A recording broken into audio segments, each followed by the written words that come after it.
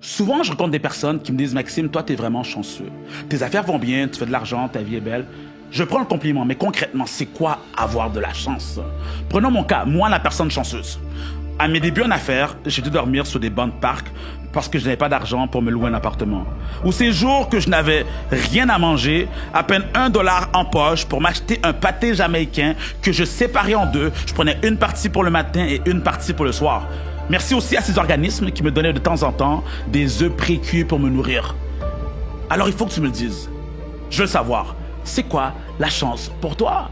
Est-ce lorsque je recevais une dizaine de rejets quotidiennement par des personnes qui ne voulaient rien savoir des produits et services que je vendais? La chance était peut-être de mon côté lorsque mon ex-copine m'a laissé parce qu'elle pensait que j'étais devenu fou avec mes concepts, avec mes projets, avec les entreprises que je voulais mettre en place. Ou ces nuits blanches que je passais dans les cafés à travailler sur des concepts alors que d'autres faisaient la fête. Il faut que tu me le dises, je veux savoir, c'est quoi la chance pour toi? Cela fait 20 ans que je suis discipliné. À chaque jour, je travaille sur ma croissance personnelle. Je fais mes lectures, je m'entraîne, je bosse jour et nuit sur mes entreprises, malgré que parfois, je n'en ai vraiment pas envie. Je suis tellement focalisé sur mes affaires que je suis déconnecté de ce qui se passe autour de moi. Je ne regarde pas de sport, je ne joue pas aux jeux vidéo, je n'ai aucune idée des potins à l'extérieur, des Indes, des Congosa, donne le nom que tu veux. Et la seule chose que tu as trouvé à me dire, c'est que je suis une personne chanceuse. De nos jours, les gens veulent tous réussir en faisant le moins d'efforts possible. Ils sont tous à la recherche de la fameuse formule miracle. Ils vont sur Google, ils vont taper des mots-clés tels que « Comment devenir riche rapidement ?» Ce sont ces mêmes personnes qui se font facilement manipuler par ces charlatans qui leur proposent justement un investissement miracle et ils finissent par se faire berner. Et ce qui est dommage, c'est qu'ils n'apprennent pas la leçon. Comprends bien, la première fois que tu te fais avoir dans ces magouilles, c'est une erreur. Mais la deuxième fois, par contre, c'est un choix. Donc arrête d'essayer de trouver des raccourcis qui sont en réalité des illusions qui te mèneront nulle part, qui te ramèneront plutôt à la case départ. Fais confiance au processus et investis en toi. On m'a toujours dit qu'il est important de s'entourer des bonnes personnes si tu veux réussir dans la vie. Tel que l'expression le dit, dis-moi qui tu connais, je te dirai qui tu es. Alors dis-moi pourquoi tu es encore en relation avec cette personne qui a une très mauvaise influence sur ta vie. À chaque fois que tu es avec elle, tu ne fais rien. Au lieu de travailler sur tes affaires, tu remets les choses à demain. Au lieu de rester discipliné, tu restes au lit ou devant tes séries. Au lieu de bosser sur ton succès, tu préfères remettre cela à la chance. Quand vas-tu comprendre que tu dois couper cette relation? Ah oui, tu sais très bien de qui je te parle.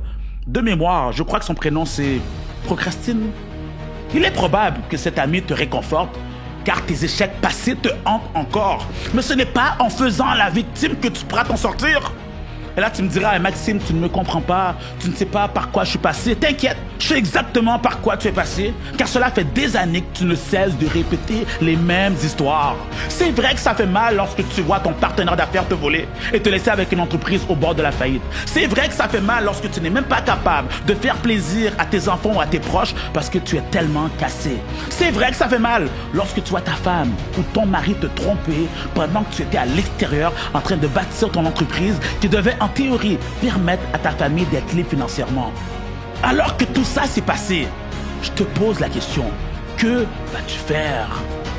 Il est temps pour toi de sortir de ton mode victime et de devenir ce guerrier, cette guerrière qui se relève malgré les attaques. Oh oui, tu m'as bien entendu. Il est temps pour toi de te lever et de montrer à toutes ces personnes ce que tu as à l'intérieur de toi. Montre-leur qu'ils n'auraient pas dû réveiller ce monstre qui dormait en toi. Le temps est venu de tout ravager. Mets les bouchées doubles. Crée-toi un nouvel horaire. Coupe sur tes heures de sommeil et ne te relâche pas tant et aussi longtemps que tu n'as pas atteint tes objectifs. Tu m'as bien entendu. Ne te relâche pas tant et aussi longtemps que tu n'as pas créé ce commerce, que tu n'as pas généré le montant d'argent qu'il te faut pour être libre financièrement. Et surtout, ne te relâche pas tant et aussi longtemps que tu n'as pas pris ta revanche.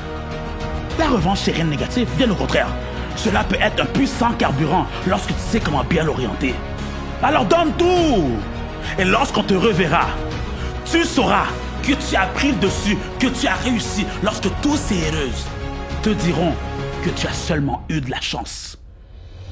C'était Maxime Victor pour t'inspirer et te motiver à te surpasser.